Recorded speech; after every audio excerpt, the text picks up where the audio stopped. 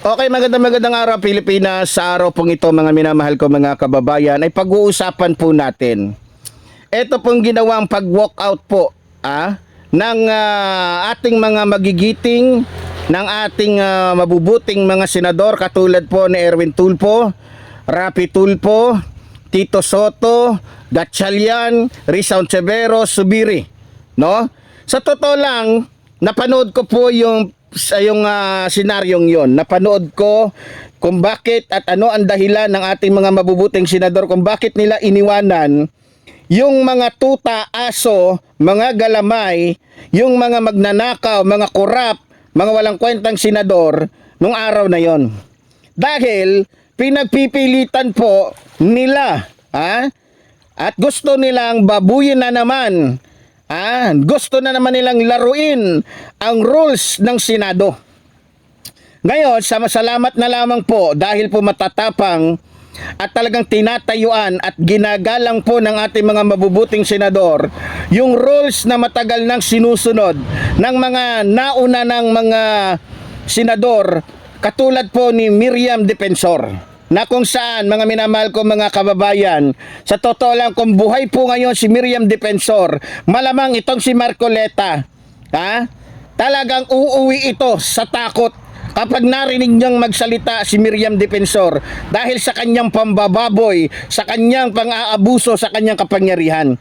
Biro mo, para lamang matupad nila o para lamang mailigtas ni Marcoleta ang sarili niya, pati yung mga kaalyado niyang nakahanda ng ikulong dahil sa kasong plunder katulad niya, gumagawa siya at pinagpipilitan niya yung gusto niya. Alam ko, takot na itong si Marcoleta na makulong at mahuli dahil sa kanyang pagiging walang kwentang senador, sa kanyang walang pagiging kwentang politiko. Biro mo, ang tagal-tagal na ng rules na yan. Dahil lamang sa gusto niyang makawala, dahil lamang sa kagustuhan nila, dahil lamang sa kanilang sariling interes, gusto niyang dagdagan, gusto niyang baguhin. Ang tanong, papayag ba yung ating mga mabubuting senador? No, natural hindi. Hindi sila papayag na dahil lamang sa isang taong walang kwenta, sa isang bobo, sa isang pinakamababang uri na abogado, ay mababago at mabababoy na naman yung rules ng Senado. Ako, mensahe ko lang dito kay Marcoleta. Alam mo, Mr. Marcoleta, wala ka na talagang ginawang tama. Lahat ng sinasabi mo, lahat ng opinion mo, lahat ng question mo, lahat ng ginagawa mo ay puro pambababoy. Hindi lamang sa kapwa mo, kundi sa buong bansa, maging sa konstitusyon na pinatutupad ng bansang ito. Wala ka talagang pinipili na araw-oras. Basta makagawa ka lang ng mga bagay, masabi mo lang yung mga bagay na pabor sa'yo. Wala kang pakialam kung ito ay nakakababoy na maging sa konstitusyon ng bansang ito. Alam mo Marcoleta, habang tumatagal, paliit ng paliit ang tingin. At para ka na lang kasing liit ka na lang ng isang butil ng buhangin sa dalampasigan. Ganun na kaliit ang tingin sa'yo ng taong bayan. Kung gaano kalaki ang ulo mo, pati yung mata mo, kung gaano kalaki ang bibig mo, na parang bibig ng tarsier, siya namang liit ng utak mo. Sino ka ba? Sino ka Marcoleta para baguhin yung konstitusyon ng bansang ito? O yung rules dyan sa Senado? Sino ka? Ang kapal ng pagmumukha mo. Sino ka Marcoleta? Alam namin kung bakit gusto mong gawin yan. Gusto mong paatinin si Bato de la Rosa sa pamamagitan ng live streaming o ng ano ba yan, kung anong tawag diyan, kung sa pamamagitan lamang ng kung anong mga gadget yan. Gusto mong paatinin yung isang taong walang ginagawa. Gusto mong paatinin yung isang taong wanted. Gusto mong paatinin sa hearing ng impeachment trial ni Sara Duterte si Bato de la Rosa sa pamamagitan lamang ng isang gadget. Napakakapal ng pagmumukha mo, Mr. Marcoleta. At sa tingin mo ba papayag ang mga mabubuting senador? No, pati ang taong bayan. Bakal lamuking ka, Mr. Marcoleta, pag ginawa at pinagpilitan mo yan. Alam naman namin alam namin ang lahat ng ginagawa mo. Alam din namin na ikaw ay desidido at desperado na dahil isa ka sa posibleng hulihin na o ikulong na ng gobyernong ito. Dahil ikaw ay isang uri ng tao na walang kwenta. Mr. Marcoleta. O ngayon, natauhan ka na, Mr. Marcoleta. Akala mo lahat ng gusto mo, magagawa mo?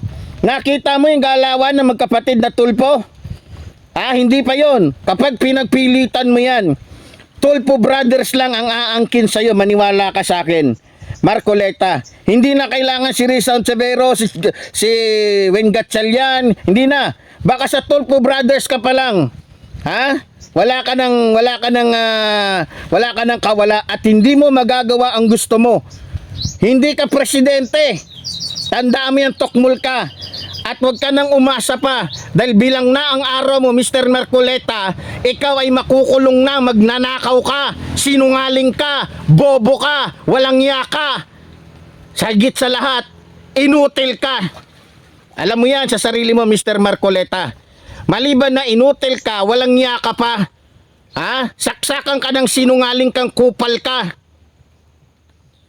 O gagalit ka na naman sa akin, Mr. Marcoleta. Magtatawag ka na naman ng doon. Ibibigkasin mo na naman yung pangalan ko na minumura kita. Kamura-mura ka naman talagang putang ina mo ka eh. Anong gusto mong gawin sa'yo ng mga Pilipino? Kung malapit ka nga lang sa akin, hambalusing kita eh. Baka kahit wala kang buhok, baka masambunutan kita eh. Napakasira ulo mo, Mr. Marcoleta. Alam namin ang mga galawan mo. Dahil bayad ka, malamang hindi ako naniniwala na itong si Mike Defensor lang at yung dalawang mga personas lang ang nagbigay sa'yo para manalo ka nung eleksyon sa pagiging senador. Sigurado ako na mas binigyan ka ng malaking pera ni Sara Duterte. Ikaw ba naman sa tingin nyo mga kababayan, magagaganyan ba yan si Marcoleta? Sa tingin nyo kung walang ibinigay na pera itong mga Duterte sa kanya, itong si Sara Duterte sa kanya, wag na akong bilugin mo, Mr. Marcoleta. Alam ko na kahit pagsamasamahin pa, at di ako naniniwala na 75 million lang ang ginamit mong pera para manalo ka nung eleksyon. Naniniwala ko na higit pa dyan. Imposible naman na hindi magbigay si Sara Duterte.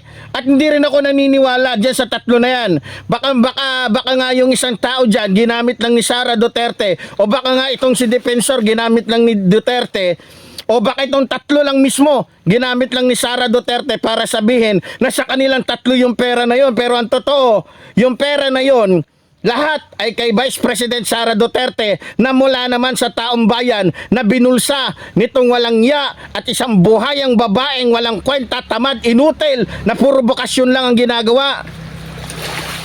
O ngayon, Mr. Marcoleta, magagalit ka na naman sa akin? Magalit ka. Hindi na ako natatabla ng kahit anong pananakot ninyo dahil sawang-sawa na ako dyan. Sawang-sawa na ako dyan at binging-bingi na ako dyan.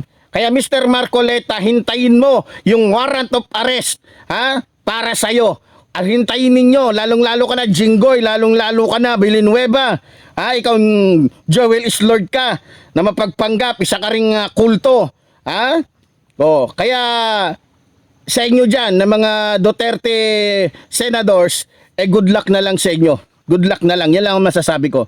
So muli po, tulad po ng sinasabi ng lingkod, mabuhay po ang ating inang bayan, mabuhay po ng mamahal sa ating bayan. Maraming salamat po.